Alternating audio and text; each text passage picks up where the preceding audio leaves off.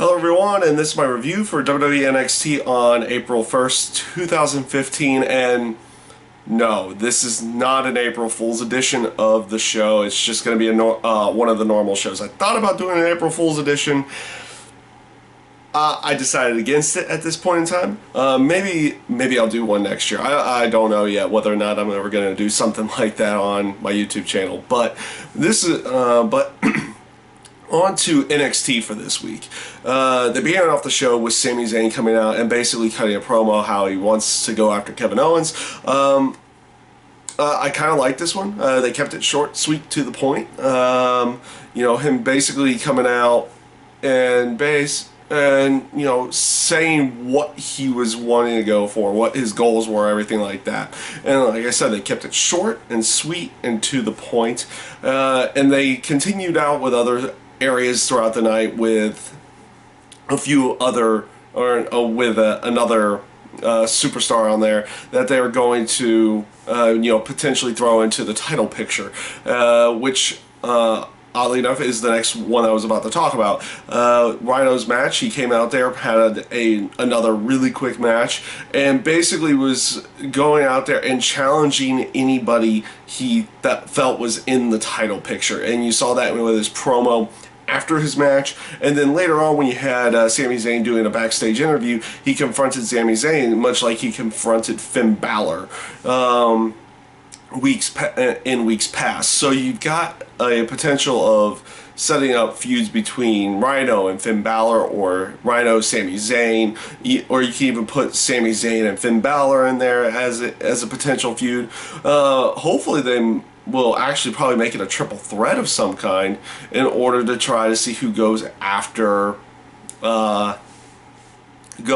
Kevin Owens next. So yeah, relatively decent storyline situation here. I liked how it came off tonight. I felt it came off relatively well, and like I said before, they kept it pretty short, pretty sweet, and to the point with what everybody was wanting to go for in this case. So relatively decent job on all fronts there, continuing on the NXT title storyline picture where they're going with everything at this point in time.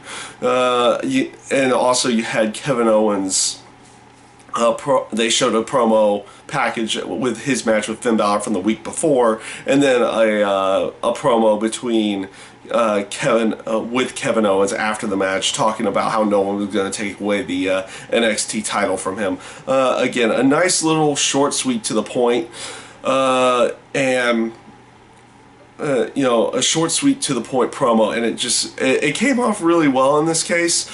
Sometimes you need to be a little bit more long-winded with your aspects behind promos and storyline building. In some cases, like this week, you got a lot of short, sweet, and to the point type promos that did just as an effective job of getting across their stories and what everybody was wanting to do in this case. So definitely a really good job with that.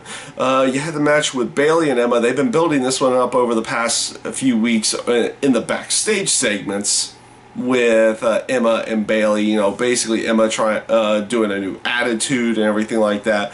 The match was relatively good. The area I felt was probably the best, though, was the fact of how they're displaying Emma's new attitude. Like when she came out, she was still doing the normal stuff, but she was kind of half-hearted about everything, kind of mocking what she had done in the past.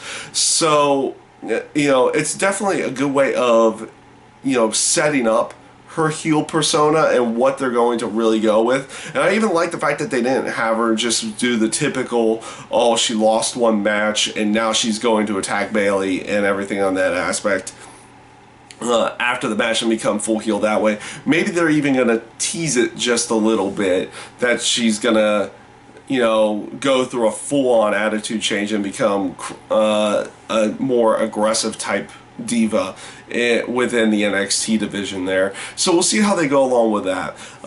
Blake and Murphy versus the Lucha Dragons. A lot better match than their NXT special match that they had a while back, but ultimately ultimately, throughout the entire aspect of it, it was just more time for them to talk about Blake and Murphy's feud with Enzo Amore and Big Cass. I mean, the match itself ultimately served no purpose. It was a relatively good match to watch, at least in my own personal opinion. But the match itself, storyline building wise, especially since you didn't have a confrontation between Blake and Murphy and Enzo and Big Cass in this case, really doesn't serve all that big of a purpose into the future what they're going for.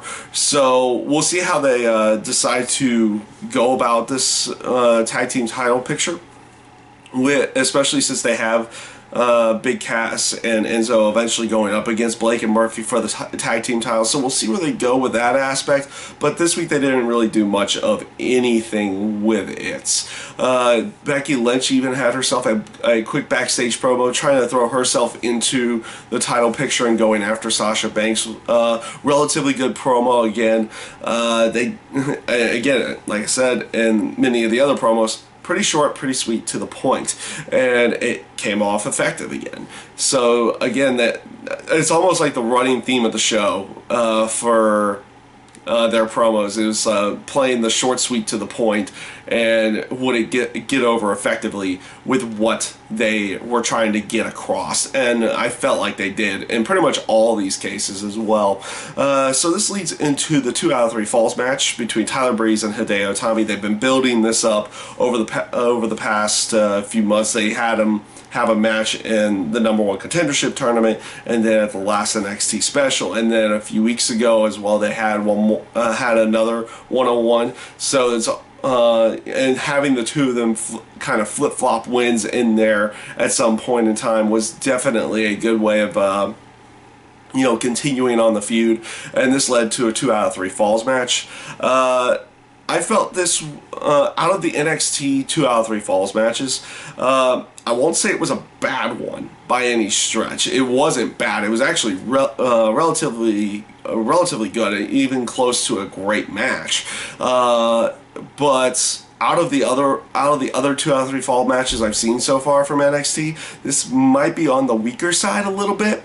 I definitely, like I said before, I felt it was. I'm comparing it to some of the other ones I've seen in there, such as Cesaro and Sami Zayn. And I know they've had another one in there as well, but I would say this one was a little bit on the weaker side. But doesn't mean that it was bad by any stretch. I like the finish of the match, how it looked like they were countering each other's finishers, which eventually led into Tyler Breeze getting the victory. I even liked how Tyler Breeze played did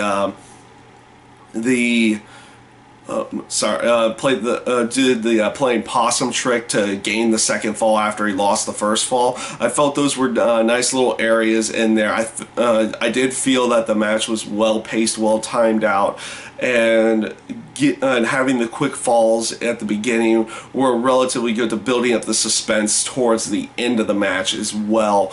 So again, I said it was probably one of the weaker 2 out of 3 falls matches I have seen from the NXT side, but again, it was still a really good match. It was fun to watch, but we'll see if they decide. I feel like with NXT, the 2 out of 3 falls matches are more of a storyline ender than anything else. I mean, they have you have a chance at them actually continuing on with this storyline because they don't necessarily need to end it there, because technically in the grand scheme of matches they're 2-2 right now, so you can kind of get another match out of that. But we'll see if that's where they decide to end this storyline for the time being, and maybe push, since they had Tyler Breeze go over, maybe push Tyler Breeze towards a NXT title picture, or where they will go with them going separately